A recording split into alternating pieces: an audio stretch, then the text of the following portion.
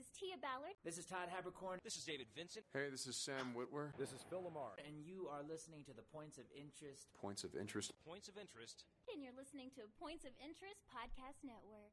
Keep listening.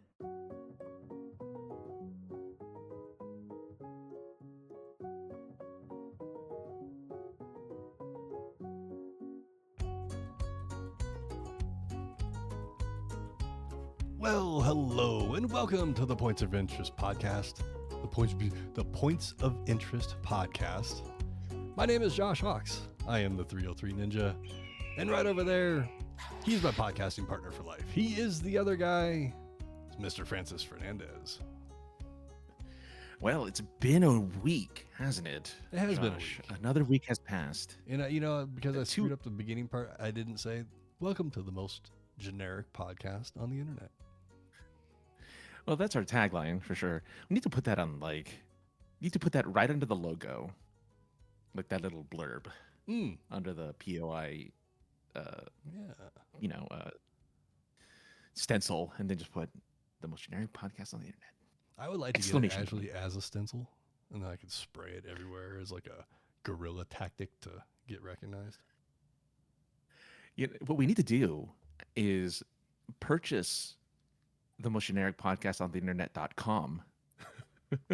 Yeah, because that's not long. That's not hard to type at all. But then when you look it up on Google, though, because there's only one website called the most generic podcast on the internet, it'll just go to the .com. It's like, oh yeah. That's true. You do have a point there. You do have a point there. It's funny that you bring that up because it's kind of poignant to something I want to talk about, Francis. But before we get to that, how you been, man? Okay. You know, last week it was kind of your show. You know, I basically titled it. It was your show. Thanks. As the follow-up, things are still going well, I assume. I haven't gotten any emergency text messages saying that, like, you know, you have a tree growing out of your back or something. I'm here, so that's a good sign. Yeah, well, I mean, we've been talking for the last hour and a half too, but, you know, I'm trying to pretend for the audience like, you know, we just caught up. Yeah, I'm here. I'm recording with you. But yeah, I mean, I'm probably gonna. This reminds me, because I mentioned it last week, was like I should probably post about this as an update on how I'm doing on Facebook, because I've been doing that lately. Is just like updating people on my well-being, because since that surgery, like I thought people would be interested to know if I'm okay. I think now so. It's been a month. It's been about 4 weeks since I got discharged from the hospital, and things are going well. They're still monitoring me. It's still a multi-month process to make sure my kidney doesn't get rejected or anything. So I mean, I'm not really necessarily out of the woods yet, because that stuff happens in the first 3 months. But I'm fine. You know, I'm doing all right. You know, I'm doing well. Still going to doctor's appointments. Still doing whatever. And not to toot my, but I mean, no one else is tooting my horn, so I'm going to do it myself. Actually, no, I take that back.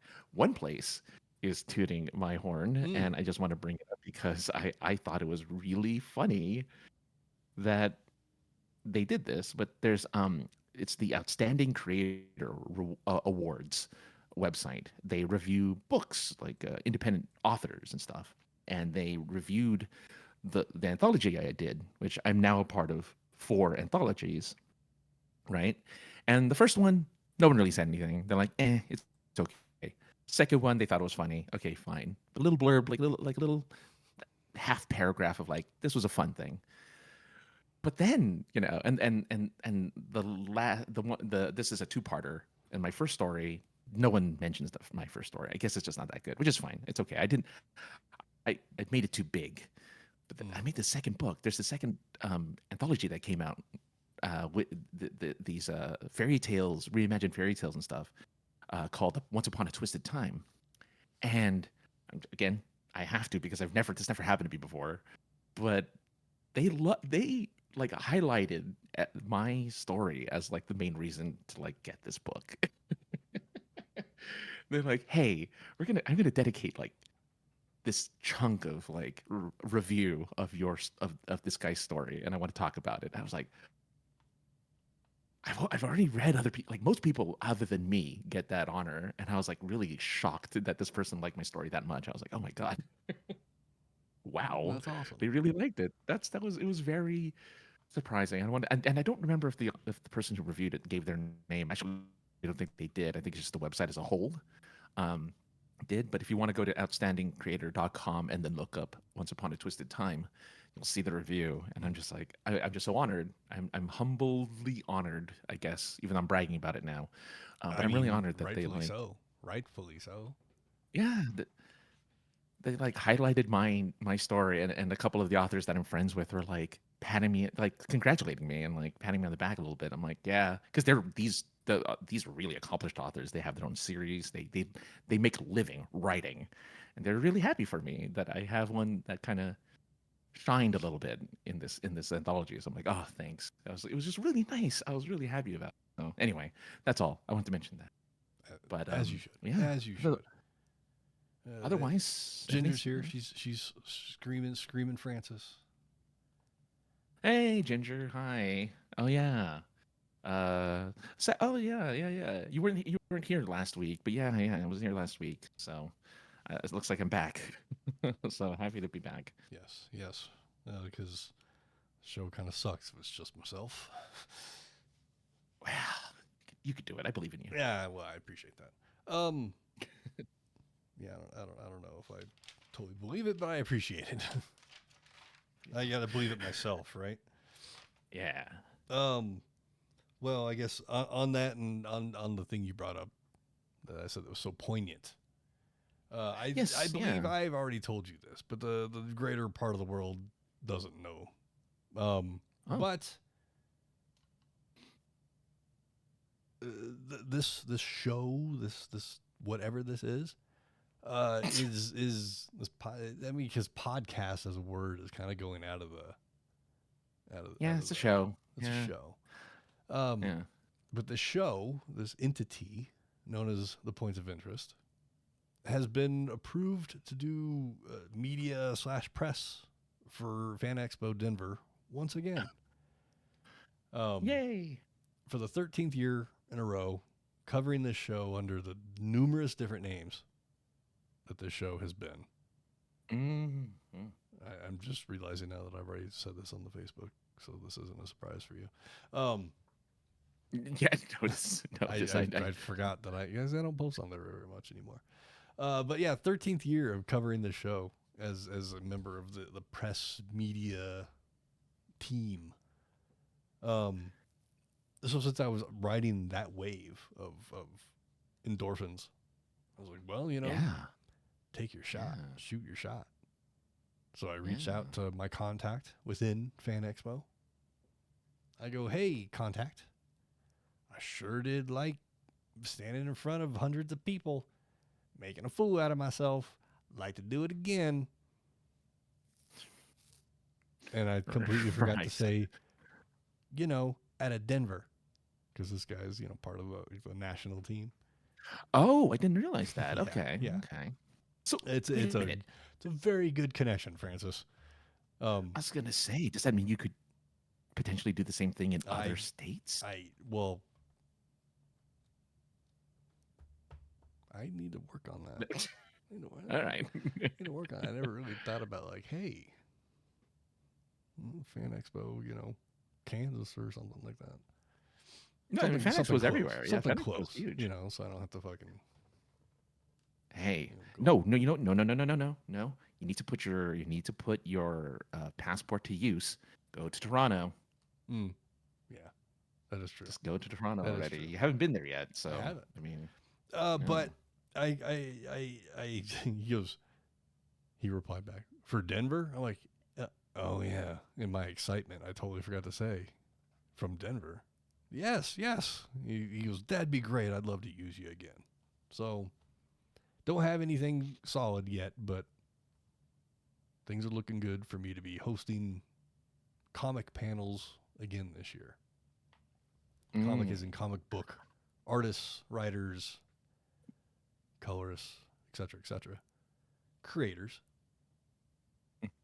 and hopefully none of them will hand me a 10-page script the night before and tell me I have to stick to it.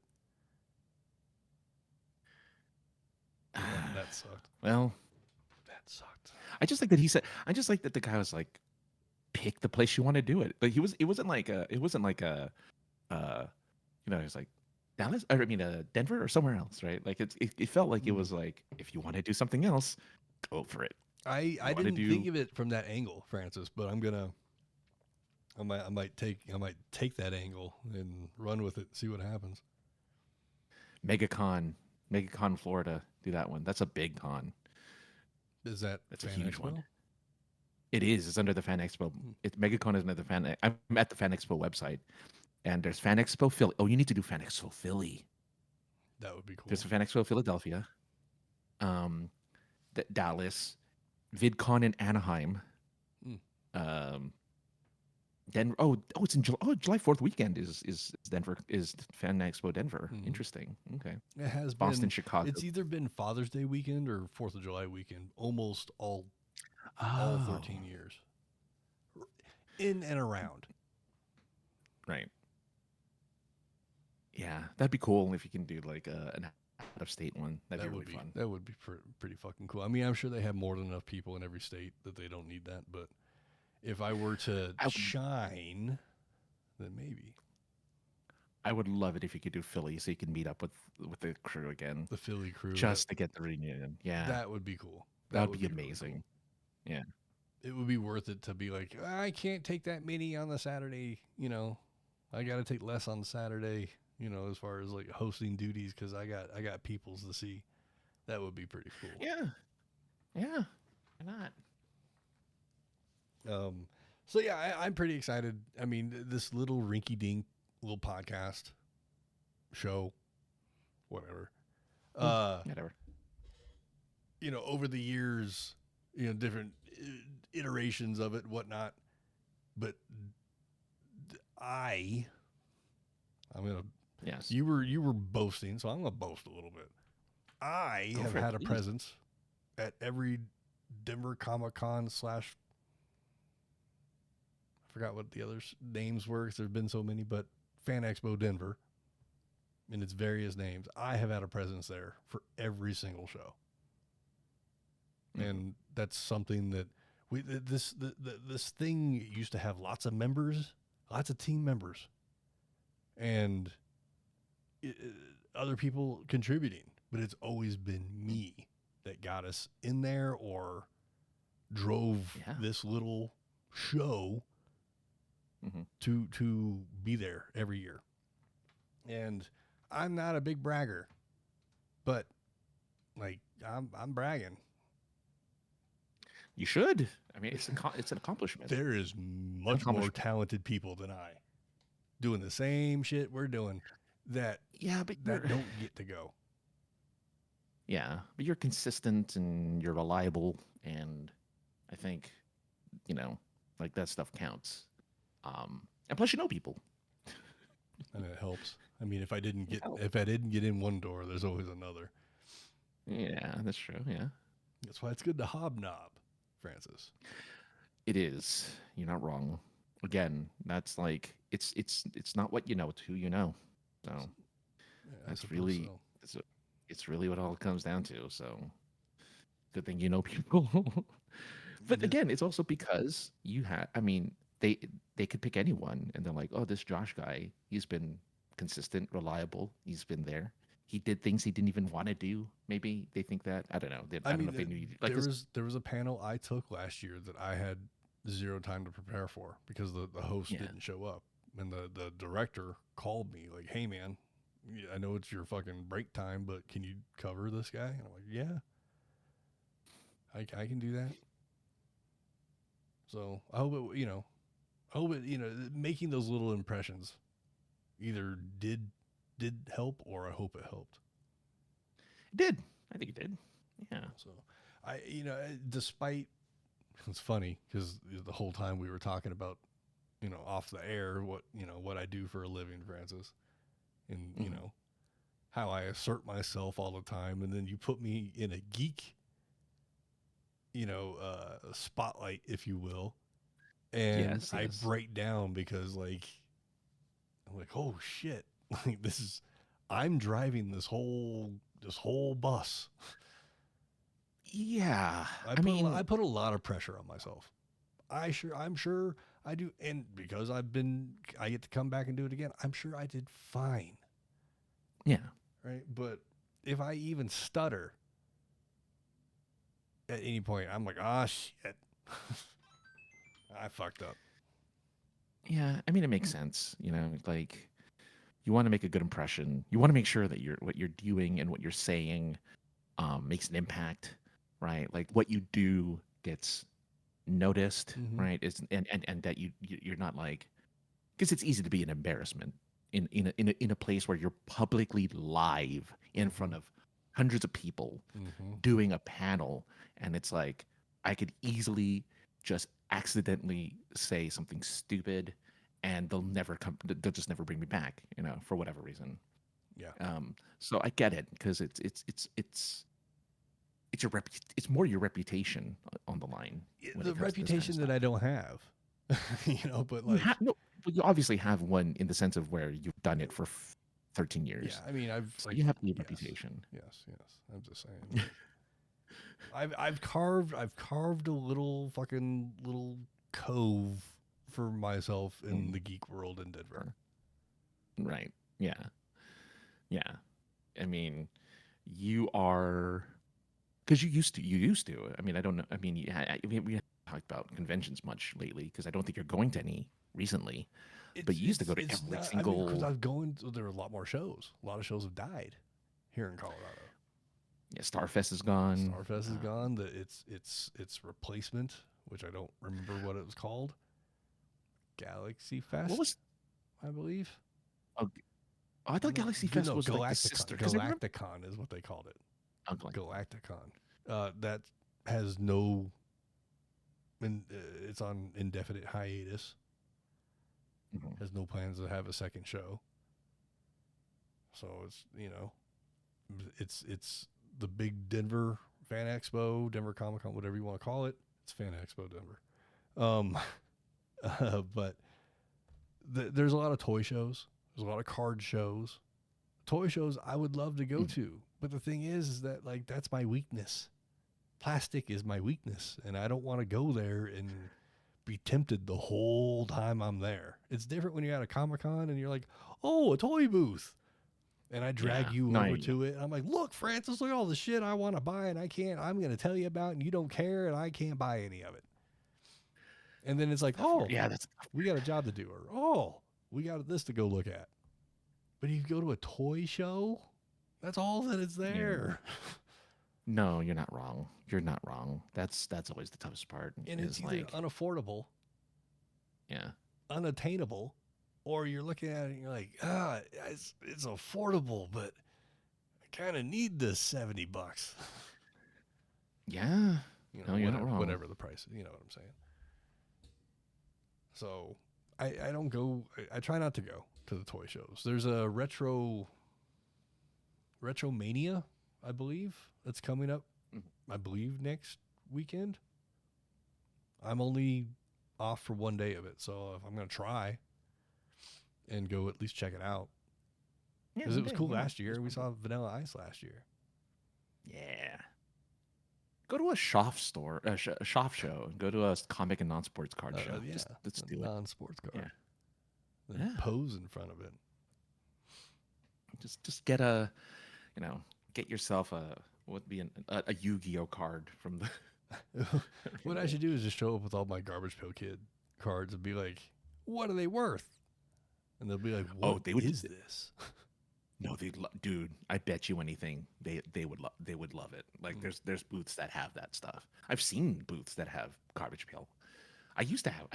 I wish I knew what I did with them. Must have thrown them away. I used to have Garbage Pail Kids cards. I'm like, yeah. I have a binder in this closet over here.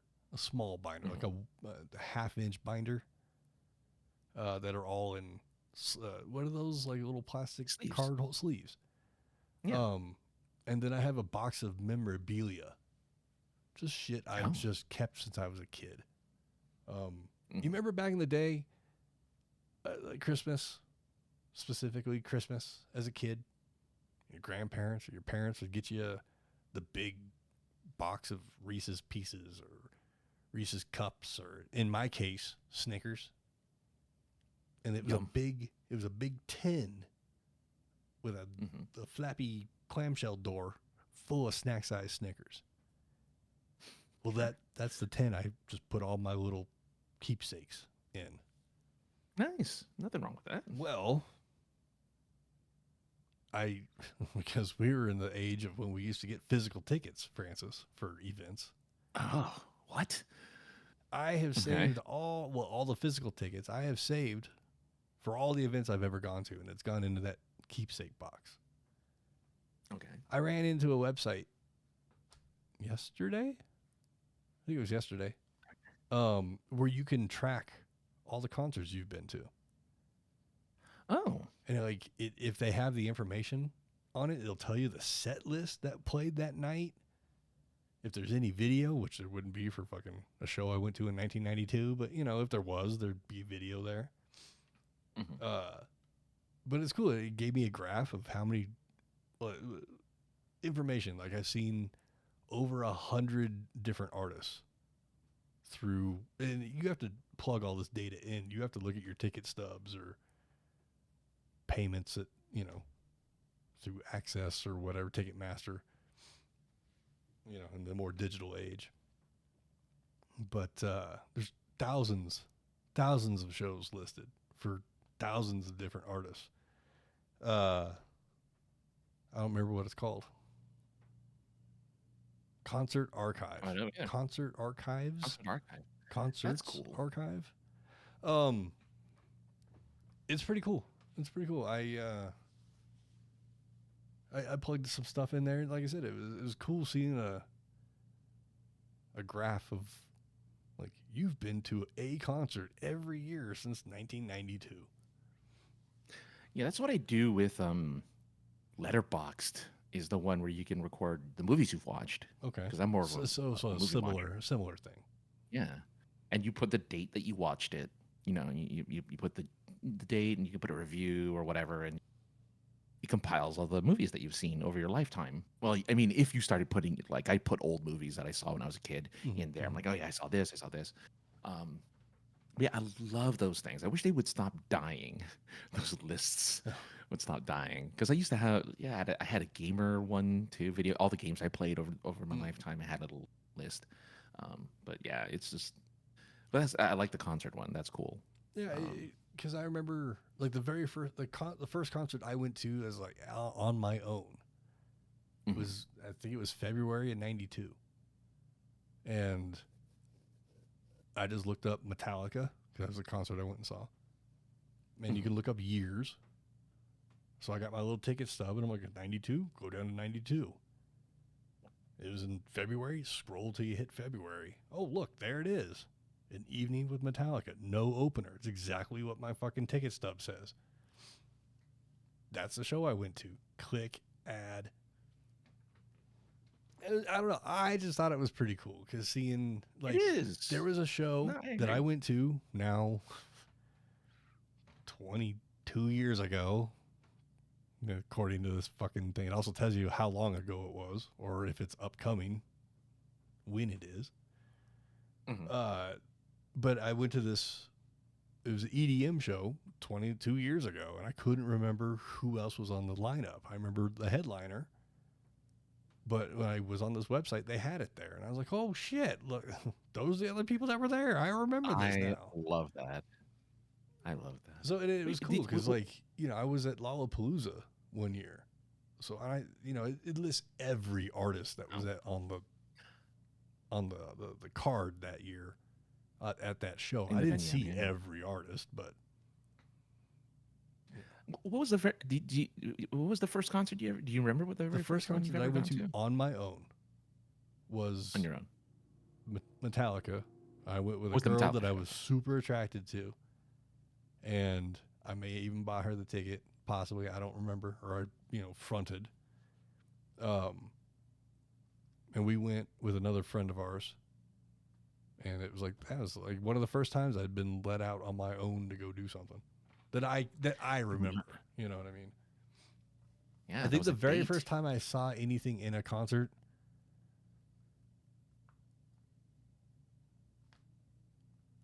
Joan Jett at like Disneyland or some shit. Oh, You know, like at, oh, or like at the Disneyland. Knott's Berry Interesting. Farm or at a parade or something like that. mm-hmm. You know, and I was just That'd like, be interesting. okay. If Joan Jett did that. That's interesting. Okay. For some, either it was a cover band. I just remember being I with I believe my aunt, and yeah, he was either an impersonator, it was Joan Jett, or it was I don't know. That's cool. Okay. I don't know where we were. It was in California. That's about all I can tell you. Oh, sure. I went to Aerosmith and Jackal, the Lumberjack song. Okay. Everybody's heard that song. I remember buying that ticket at a grocery store, like at the jeez. Wow. in line, not even at customer service. They just had it under the, you put the 100 under the drawer, under the. Yeah. So that's where the tickets were. I remember that. They used to do that. Yeah, grocery stores used to do that kind of stuff. They used to sell tickets to like events. Yep. Yeah. Monster truck concerts. That'd be sweet. A monster truck concert would be fucking rad. Yeah, no kidding. I mean, hard to hear, but Sure. Yeah, but what were we talking about? Oh. Man, I guess speaking of concerts, Francis, I went to a concert this past week. Sure. Good. I've seen this artist I think a couple times now, and it always amazes me that somehow this EDM DJ incorporates a half orchestra almost. Maybe it's a quarter orchestra, but violins. What's this thing called? Harp or something? Oh, harp. Yeah, that's a harp. Yeah. I know. That's the best pantomiming I've ever seen. I mean, that's harping. Yeah. That's harping. And then the other side had, there was a bassoon. How many people you seen playing a bassoon with EDM? I don't know. Not many. I like that when's this the last guy's time you saw accompanying. anybody playing a bassoon? Oh, I mean, I go to classical, like video game concerts all the time, and they use classical instruments. Okay. I'm sure bassoon was in there somewhere. Yeah. Okay. Well, so you got a couple horns, saxophones. There was a Kenny G dude up there with his little alto sax and strings, and it was really cool. And it's all incorporated. It doesn't sound like it doesn't fit. Okay. It was really cool. It was a really cool experience. And Very then nice. it's what's weird about EDM shows, as I've noticed over the last 4 years. If the DJ has a guest, rarely do they introduce said guest. They just come out and start singing, rapping, or performing in some Just way. expected to know. And I'm I knew one of the persons that came out because they're Okay. also a DJ, but they're more of a performer than they are a DJ. Okay. So this person, they go by the name of Recno. So Recno comes out and singing and performing, and I'm just like, oh, that's Recno. But who are the other two motherfuckers that were out there before them? I don't know. It's just weird. You never found out? You didn't? You never heard their music before? I'm guessing. No. Yeah. Okay. Just some collab, All right. as the artists do. Sure. But it was nice. We found a seat this time. If you've been keeping up with my concert goings over the last few, we haven't been able to find a seat when we go and have to be huddled under a tree in a planter Yeah, but it rained, box. so you were fine. What's that? It rained, so you were fine. in that instance, it was perfectly fine to be under a tree. But other times, it sucks when they oversell the venue. It holds almost 10,000 people, and there's almost always like 11 that's there, 10 and a half. I mean, I forget what country it was in, but at least she didn't do the Lady Gaga thing. Was it 2.1 I try million not to people ever do watched her show? the Lady Gaga thing. I don't know anything about her. She could sing, but I don't know anything about her. Well, she had two. I think it was either 1.2 or 2.1 million people attend her concert. So you see the stage, and you just the camera pans, and it's just people like at least a mile away, can't see anything, can probably barely hear anything, Right. and they're all there to listen to a Lady Gaga concert. Metallica. Speaking of Metallica, they I want to say it was 89 to 91, somewhere in there. They played in, I think it was still the USSR, in front of 1 million people. Oh, nice. Yeah, and so the shots from that is just like, how do they get that many people in a stadium? Again, and you're not going to see much if you're the millionth person and you're in the very back. Right. I don't know what you're doing. You're just there to, I guess, vibe with everyone else. When you go to a concert, what is there to see? You can't hear that far out, though. That's the thing. I mean, depending on the unless they have place. speakers built back there. Right, Yeah. but even then, it's going to be super delayed. Yeah. It's like, what? So I don't know. It's It was weird. free, so the world showed up. Yeah. Oh, it was free. Okay. Well, that's a different story. Yeah, it's yeah, I don't know where I was going off with that. But as a result, I don't know. As a result of going to this thing, the aftermath is glitter is everywhere. It's in every orifice of my body. It's in every fold of everything on my bed and everything in my car. I don't know if someone threw a bottle of glitter into the air during the evening, but covered in glitter. Worst like invention I went ever. to a strip glitter. club. Yeah, worst invention ever. Why did they make glitter? I have no idea. Why is that a thing? No idea. You have you have bragging rights. You were there. That's what Ginger's saying. Yeah, I mean,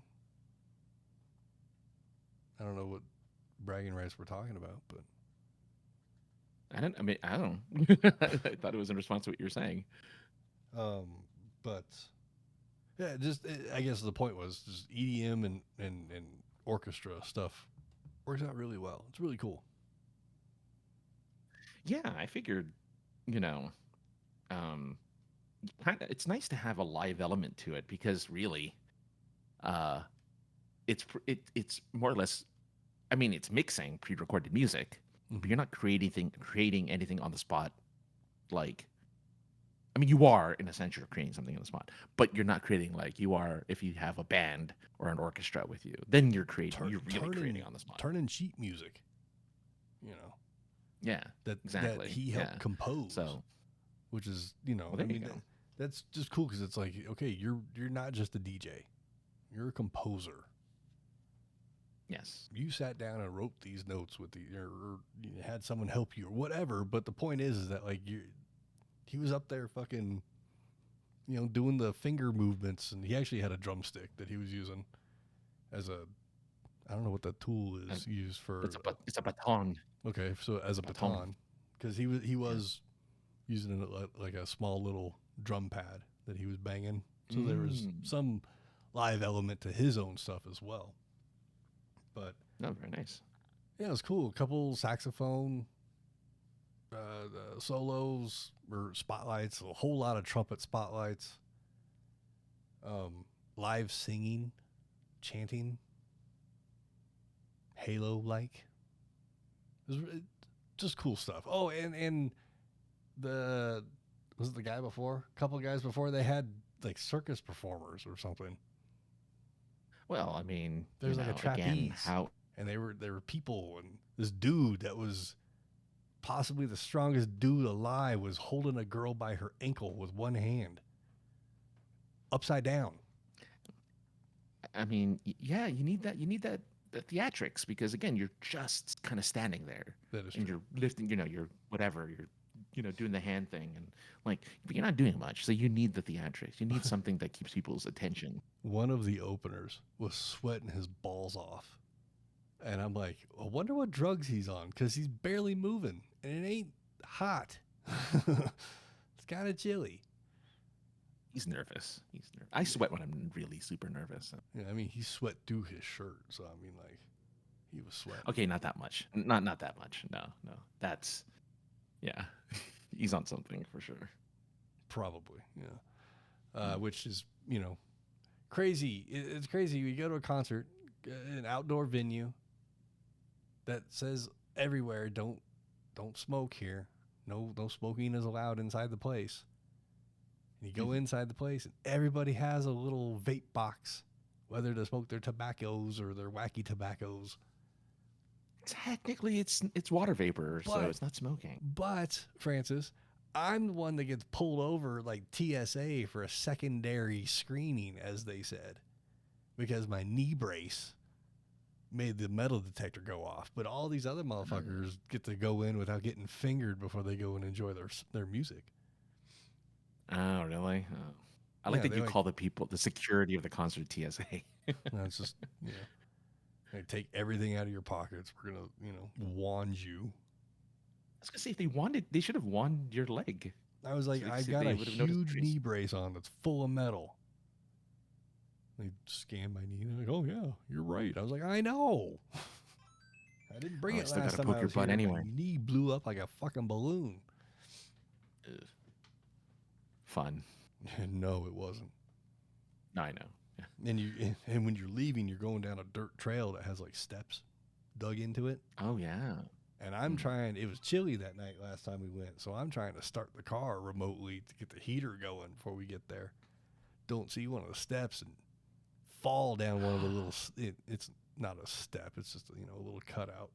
But when you miss a step going down and you end up eating your sternum. Yeah. I did that, but I also ate my kneecap as well. That was fun. Ugh. And then my knee immediately was like, hey, look at me. Blow up like a balloon. Ow. That sounds awful. It wasn't great. Yeah. So I kind of blew through all my stuff I want to talk about. Oh, really? Oh, that's so funny. Okay. Well, because I was going to say, in regards, I guess I'll contribute to the concert talk because I don't, I've never, actually, I don't want to go to the concert stuff quite yet. I want to say that you and security are you guys don't mesh well. Okay, so it does seem to be that way, Francis, which is funny because that's the kind of the industry that I'm in now. But right, for the people that haven't been here, let's go back to the faraway time of, what was it, 2017? Maybe 17 and 18, or 16 and 17? Either way. Either way, yeah. Either Close way. enough. We're there at good old WonderCon, having a wonderful time on our carpeted floors and their costumes. And You always bring up the carpeted floor. it's so nice, Francis. And across the street from WonderCon is the Mouse's Haven with his downtown Disney. Yeah. So instead of paying $9,000 to go hang out with the mouse in his castle, we go to the ghetto version of it, the downtown Disney. That's not dead. It's not ghetto, but I was gonna say it's a pretty fancy place. It's pretty fancy. It's basically. I think you told me it was Disneyland without the rides. It was basically all the shops and restaurants. Yeah. Which, why is there a Sephora inside of Disney? I will never know. I don't know. But where was I going with all this? Well, security. So we're right across the street from the place. So let's go right across the street. I hear about these corn dogs. Let's go get a corn dog. Yeah. Now, I had paraphernalia in my pockets. Paraphernalia. Because I'm in It's so much California, worse than it is. and nobody cares. Yeah. about smoking weed in California. Everybody does it. So we go through the security. The first time, Francis. Go through the security, and they're like, "Hey, you're beeping. What's in your pockets?" And I take everything out of my pockets nonchalantly to kind of try to cover up my little vape pens. All right, yeah. Good cop doesn't care. Bad cop's like, "Hey, this isn't tobacco." I'm like, "You sure it is?" He's like, No, it's not." So they have to. There's Francis standing on the other side of security, clean as a whistle, turning red because he's getting embarrassed because he has a season pass. And his guest, not necessarily his guest, but the person he's with is getting jacked up by security. So they take my weed. And then the next year, That's right. They did. I go, "Hey, let's not go back to the hotel first. I'm hungry. I remember them corn dogs. Let's go get one." Yeah. So we take all my recording equipment that we use to do our press media thing at these things. So I have microphones and camera gear and all kinds of shit. Disney security doesn't like any of that. They think we're going to go in there and like film a movie or something. Yeah, I didn't know what they were expecting. Like, what did they think was going to happen? And unfortunately, even in instances when I should just shut the fuck up, if you say something stupid, I'm going to call you out. And the stupid thing they said to me was, "You're not allowed to bring professional recording equipment into Disney parks." And I pulled my phone out and I said, "This is recording equipment." And my camera had a microphone attached to it. I said, "This is professional recording equipment." They didn't. I don't think they didn't like that answer, that question.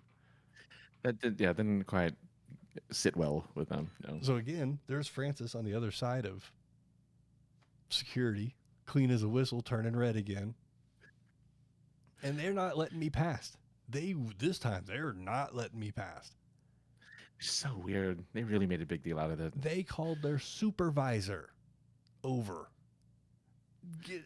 Keeping in mind, we still have our press badges on from the event. That's 75 right. feet That's right. across the street. Yeah. Mm-hmm.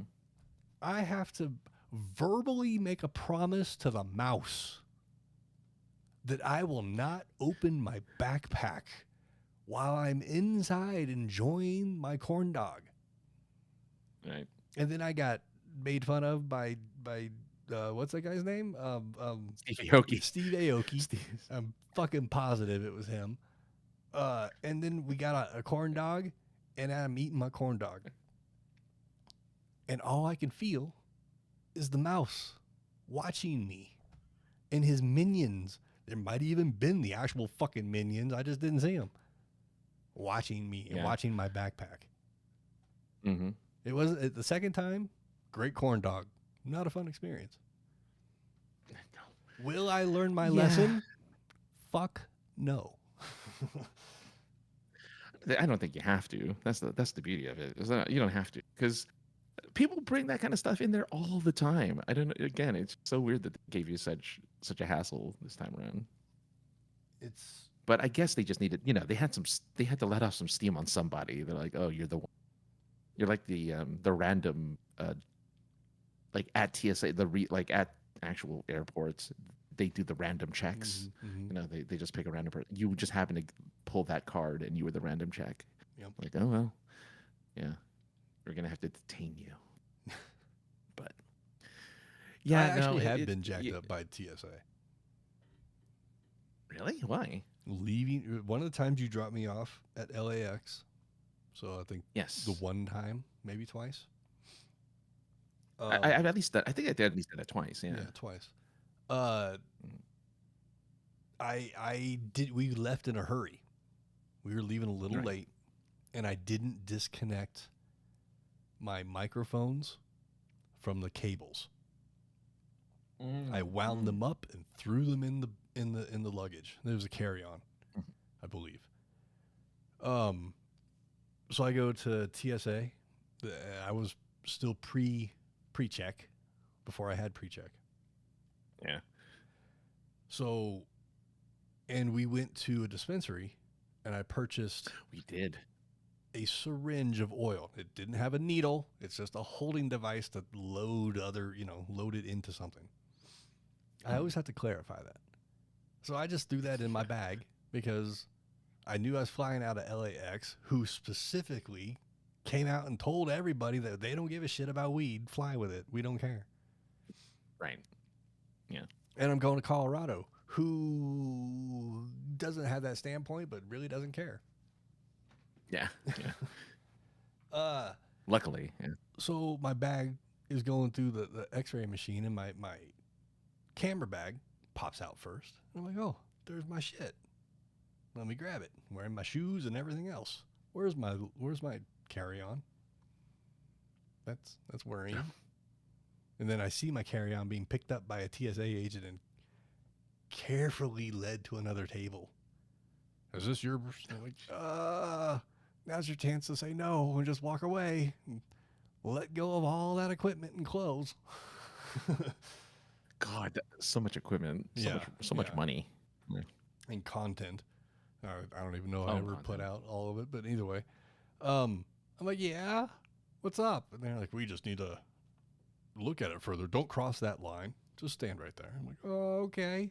I start looking around using my excellent peripheral visions, and I see other agents start to, as I say in my job now, close the circle. And I'm like, uh-oh. They found the weed. That's what I'm thinking. Right. Then they start fingering everything and doing the bomb residue shit. Yeah. And they pick up the microphone, and I see it's still connected to the cable. And I knew what happened, but they explained it to me. It went through the x-ray machine. All they saw were cables going into something metallic, and it terminated into something that was so dense the x-ray wasn't penetrating it. The foam. Oh, the foam. It wasn't that dense, but it was dense enough that it was concerning to them because they just saw cables going into something dense. And so there I am explaining everything. Like, that's a microphone. That's a lapel mic. That's a microphone for the device you're holding in your other hand. Oh, you just threw it on the ground. Huh? Wish you didn't do that. That's a microphone. Those are microphone cables. They're all connected. Oh. Sorry. Left in a hurry. And then they just walked away. They're like, you can tidy all this up? I'm like, I guess so. Let me just repack my entire bag for you. That's the tough part about like technology that people aren't just familiar with. They apparently when the iPad came out, the year the iPad came out, anyone who had one was stopped by TSA because they didn't know what it was. They're like, what the hell is this thing with the screen? Like, what does it do? You know, they were so confused. They stopped everyone who had it. Apparently, that first year, they just stopped people who had an iPad because they've never seen it before. So, like, yeah, people are just, what are you going to do? But people are scared of that kind of stuff. I went through a body x-ray with a Snickers in my pocket. They didn't care about that at all. But, what does a Snickers look like, though? They're probably like, look at that guy's got a big old dookie in his stomach he needs to get rid of. Well, okay, yeah. It's not metallic, so they're not going to care. Yeah. You can't kill someone with a Snickers bar. That's what I mean. Hit him hard enough. I am the 303 Ninja, and Ninja can take you out with just about anything. That's true. If you cork the end of a straw with your thumb, you could jab it into somebody's neck. Oh, jeez. You're not supposed to say that kind of thing. Oh, man. But that's now that I'm pre-check, nobody cares about anything. No, I love it. And my lady's pre-check now. Okay, she went to out of the country, didn't she? No. I mean, she took a little getaway to Florida. this weekend. Oh, I thought you went to Greece or something like that. That's coming up as well. Oh, That's the one I'm kind of hoping like somebody in the family is like, hey, why don't we bring Josh? Well, there you go. Oh yeah. And then I go, I've got a new passport. Why not? Greece Let's is go. beautiful from what I've heard. That's what I've heard Greece as is, well. I'd really like to check it out, and it would be a lot of fun to go on an adventure with my adventure buddy. I love that you have every other name for her. I mean, she's my girlfriend. I call her my girlfriend, but I mean, Yeah, you don't. I know you do sometimes, but then you just call her like weird stuff. It's like, oh, my concert friend, or whatever. you know, it's but that's what she also is. Yeah, no, I Yeah, don't they always say you should marry your best friend? sure. I ain't trying. Neither one of us are really interested in the marriage part. We're definitely interested in spending a lot of time with each other. Hey, that's all that matters, man. It all matters. You don't need to. You don't need to get the government involved. Just Exactly. just keep it between you guys. It's all good. That's the way to do it. That's Unless, I don't know if you have this, but like if you're like in California and you live together for 10 years, you get common law marriage. let me tell you how it works here, my friend. Oh, how does it work there? It's pretty awesome. It can happen really fast too. Jeez. 18 months living together. Mm-hmm. Share a bank account. Introduce each other as such Oh. in your common law. Oh. Pretty Oh, quick. okay. Pretty quick, pretty easy. So technically, I was common law once because the ex-girlfriend and I, we lived together. We had a bank account. And if people introduced us as Mr. and Mrs. Hawks, we didn't say no to it.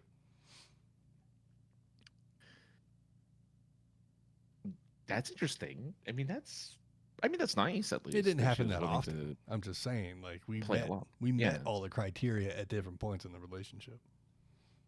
I see. Okay. Yeah.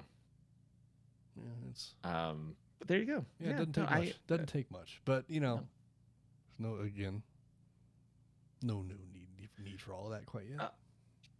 Well, I just found out though, because I was looking it up. Apparently, California does no longer recognize common law marriage. I guess they stopped.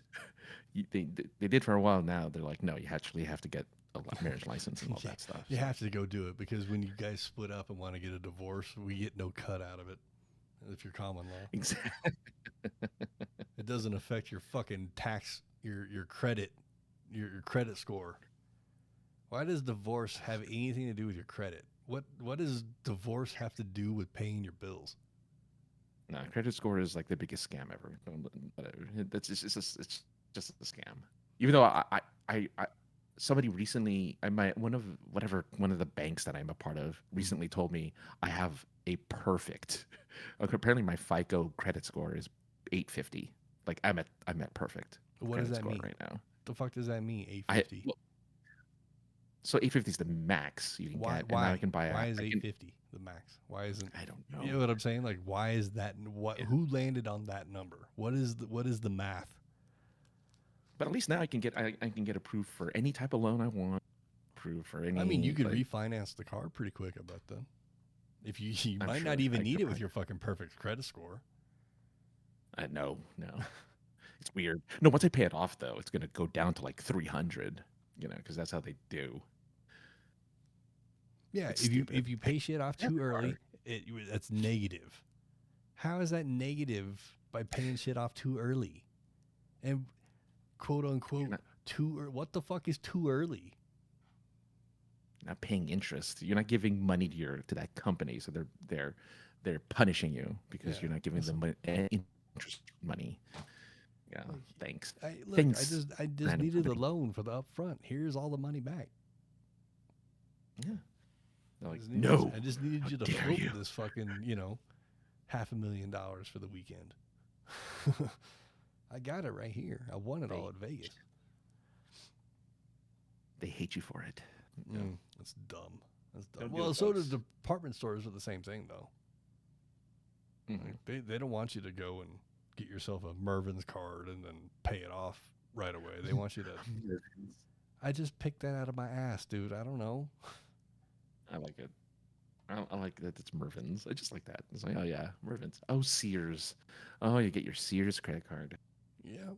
The Craftsman does Craftsman even exist? And where do you get your Sears doesn't Craftsman? even exist. Huh? Sears doesn't even exist. So yeah, that's where you No, got your Craftsman. Craftsman tools. Was at the Sears. So where do you get your Craftsman I'm stuff? yeah. You have to wait for the guy with the truck to show up to your work site. You have to go to craftsman.com. Oh, lame. That's not as much fun. Oh, Go ahead. not Lowe's. The Lowe's has it. Lowe's owns Craftsman now. Oh, No longer Sears. Lowe's. So there you go. well, that's still not going to be as much fun as walking through Sears, through the department store area of Sears, like the clothing area, with this yeah. a bag full of fucked up tools that you have to go all the way in the basement of whatever Sears you're going to get to the tool department. Ours was right by the lingerie department, so you had to walk through lingerie to get to Even tools. better. Even better. It's like, what? Just surrounded by bras, and then all of a sudden, power tools. Well, Like, oh yeah, makes sense. yeah. I mean, depending on the freak. So, I remember going with my best friend, taking a 6-foot level. It wasn't a level anymore. It was a triangle basically, and Sure. the guy was like, "What happened? Oh, a truck ran over it. Oh, okay, grab another one." Oh, nice. Oh, they had the kind of return policy. That's great. Craftsman has a lifetime, no questions asked at the time, and then early I mid doubt. 90s. Yeah, I doubt that still. Yeah, I doubt that still exists. It doesn't matter what was broken. You just show up. The shit's broken. They try and use it. Yep, broken. Get another one. God, when they actually cared about the customer. Yeah. Oh, That was a The good old long time days. ago, Francis. yeah. It's probably a 20 lot years of ago. tools later. Not 30 years ago. I refuse to say it's 30 years ago, but 20 years ago when it was 1990. Yes. Or we can, I think it's in Pennsylvania. We can go to the Time Rift Arcade and pretend that it's the mid 80s, early 90s again. Oh, that's cool. Oh, that's nice. Disney. Speaking of Disney, we were talking about Disney, but Disneyland had the when Tron Legacy, I think it was, came out. They had Flynn's Arcade in Disneyland, so that was really Oh. cool because So they turned up a portion of the unused Disneyland into an 80s arcade, and so you just went to the 80s, and it was a Flynn's the back. Hey, did you walk through a It was just an 80s storefront? arcade that you got to. Yeah, well, it was a like a pop up storefront. It wasn't like a Okay. yeah. It was like a set. It Like, was, like a it wasn't set, one of the, yeah. the they weren't using like the facade and the little interior of a facade. No, they didn't build. They built like a cardboard cutout, sort of. Right? Like, Okay. it was a little cutout thing. Yeah. Gotcha. And then you went to this room, and the room itself was like really well done. And they had the old arcade games there. And you play for a quarter. Like, that's fun. Man, that's cool. Even though I At paid least it was a $180 quarter the and other not a token. It was a quarter. No, they took real money. They didn't take tokens. They took real money. That's always But cool. yeah, that was really cool. Not that it really matters. I mean, you put $1 in, you get 4 quarters. You put $1 in, you get 4 tokens. Same shit. Usually, yeah. Not always, but usually. I mean, like the arcade games are only supposed to be played for like a minute and a half tops to get your money. For the people to get their money out of it. No, unless you're my favorite thing about that, and they didn't do it this. I think because again, it's a thing that has been long forgotten.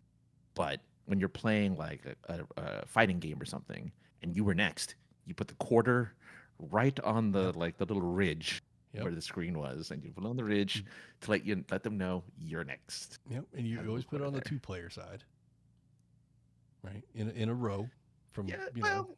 if Well, for us, when anyway. when when Killer Instinct came out, there was a line on both sides, so you put the quarter on both sides. Oh, but see, like winner always stays.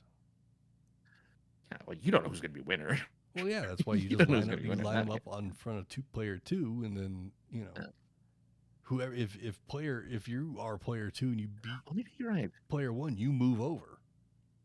I think you're right. I think that's how. That's how we always did it. I think you're right. But it was your placeholder, your quarter, your pog, fucking cigarette butt. One dude brought one of the Monopoly pieces. I don't remember which one it was. Like Really? the horsey. I think it was the horsey, the polo guy. That signified you were next.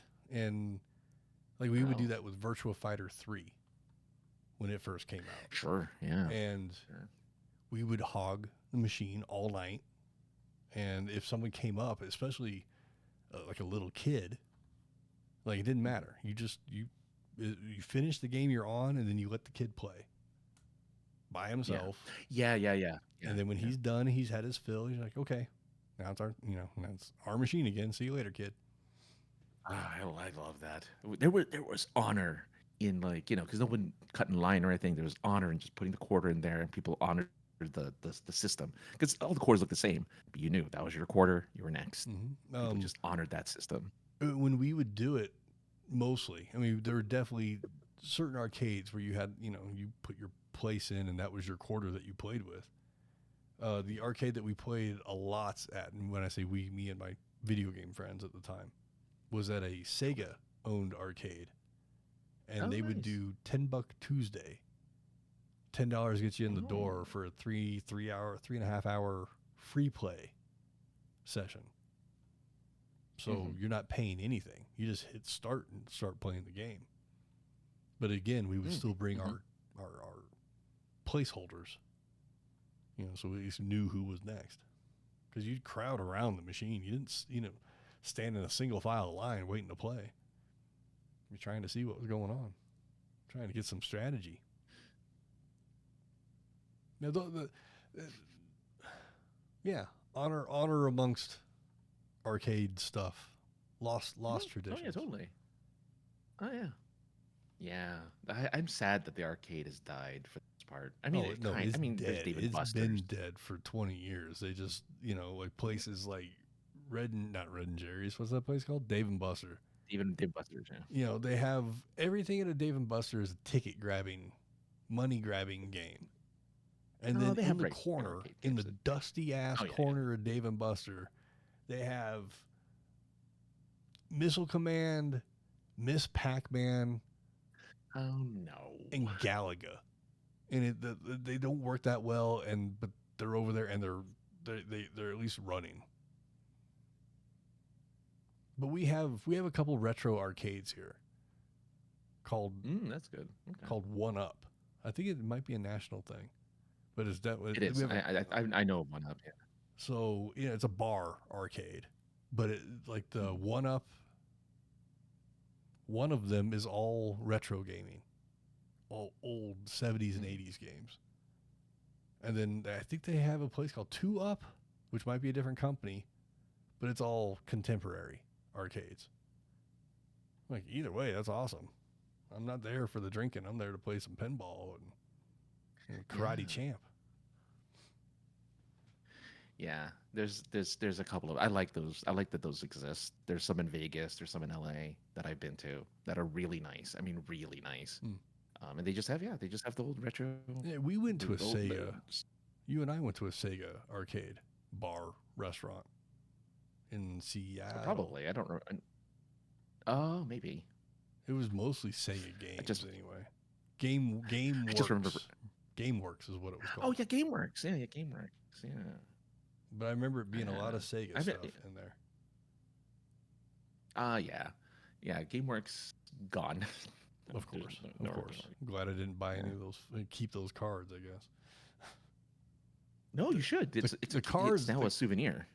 I guess, but that's the thing I hated about arcades the most was the money card. Yeah. That took the fun out of playing because maybe the game did cost $1.75 to play, but it was different because it was $1.75, not 400 points. Like, I don't know if I'm getting my money's worth in a card. But that's how they get you. Yeah. That's how they get you. They want you to not know, because then you'll spend more than you think. Mm-hmm. Then you learn the conversion rate. It's like, because I eventually, like, some places are pretty blatant with their conversion rate. Like we have the round one, which is the Japan import We have arcade. a couple. I think one or two of those. Yeah. So that one, at least that's an arcade that's alive, and I love. But yeah, they use a point system, and I figured out their point system. I figured out, like, oh, okay, four credits is $1. Okay, right. So they at least, it's like, okay, I get their system. Mm-hmm, but yeah, I it's a like good trick. I'm all for it. I like that spot you just talked about, because that was one of the very first times I had seen Japanese Street Fighter cabinets. Yeah. I'd never seen them. They before. have. I'd seen it. Well, I guess I'd seen one or two at like an anime convention, but never a bank. Oh, sure. And face to face, type of situation. I'm like, wow, that's like, so the guy sitting across from me is playing. That's who I'm playing against. That's fucking rad. Yeah. And then there's like for a while they had a Tekken like a tournament booth, so they had the arcades back to back in a row, but then there was one machine by itself, and you couldn't play on it. What you did was you're able to watch the different tournaments that were happening right then and there, like all the matchups, and so you could see the matchups as they were happening. So it's more like a viewing thing. I'm like, cool. Oh, that's cool. That's really cool. But again, that's a ticket grabbing place. You got to be careful when you go there. There's half of it. Half of it is ticket grabbing, but they do have a lot of arcade games there. Yeah. I mean, I give them credit for that. But it's also bowling. I've only been one time, and I was there to bowl, not to arcade. But yeah, and then they have they have pool there. They have a bunch of different things, which is what I like about it. It's like they don't stick to one thing. They have everything there, which is very Japanese. Well, I mean, actually, you would know better than I would. We're going, man. Next year. I went in that lucid dream I had a few weeks ago, but 2026 is our year. We'll go to Japan together. That'd be rad. That would be rad. Yeah, we can do a podcast from a capsule hotel. 16. It's a 16-hour difference, so I know. I'm just saying. It didn't have to be live. I'm just saying, it would be. I was gonna say, if we did it live on Twitch, it'd be 10 a.m. Yeah. Would it be 10 a.m.? Yes, it would be 10 a.m. Yeah, right around there. Yeah. That would be fun. But it was that dream I had, man, it was crazy. Like, okay, I was there. You will be. You're manifesting, as they say, as the as the new age ladies say, you're manifesting. Yes, as they do say. I think that's it for this week then. We filled up the extra half, 20, 30, almost 30 minutes that I was like, shit, I don't know what to talk about. That's good. We're on point, Francis. A couple weeks off is all we needed to refresh and when have we not been on point? That is true. Come on. Because you got to holler at your boys. Yeah. We have to do that again. I can't wait to do that again, actually. But anyway, Francis, that LinkedIn thing that you have all your shit on, I might need some help with that. Oh, you mean my link tree? What did I say? LinkedIn, which is the job site. Well, I have whatever, a Linktree. but the fucking place where you have all your stuff, I might need some help. Yeah, Linktree. Go to it. Go to my Linktree. Linktree.com/aka. One place, one-stop shopping. You can go get both volumes of the book where, again, I got a nice little review of my story in book 2. Go check it out. And my other books as well. The other 2 anthologies you can get there, as well as a link to this show. So yeah, check it out. That's something I need to work on, because I am going to be at FanExpo in an official capacity. And I think it would probably serve me well to Make a card. make a card that has some QR codes on it, maybe, that has links to all the different places that you can check out this podcast at. Which I have now all the links on a notepad. Oh, all good. the places to like Deezer and Amazon Music and what's the place that Spotify? What's the other one? Apple. All those. We're on all of those places. It's just hard as shit to find it, but I found them all. So you can contact me. But I'm gonna have a link. What? Link tree? A link tree. Yeah, I'm gonna have a link tree soon. So, it'll be easier. But in the meantime, here's a list of different places you can find me. 303_ninja on the Twitters. 303 Ninja on the Instagram. You can call, text voicemail at 314-764-7631. That thing spells out POI Pod 1 because that was nifty. Email us at thepoipodcast@gmail.com. Come back here next Tuesday. We'll be live doing this wacky shit again. It'll be fun. Francis is back. Everybody's happy. The song's ending. We'll be back. You got anything else to say, Francis? No, you're the one that comes with the funny phrase at the end. Thank you, Ginger, I by don't the know way. what to say because, damn it, I didn't think about anything. But the song's over. We're out of here. Bye.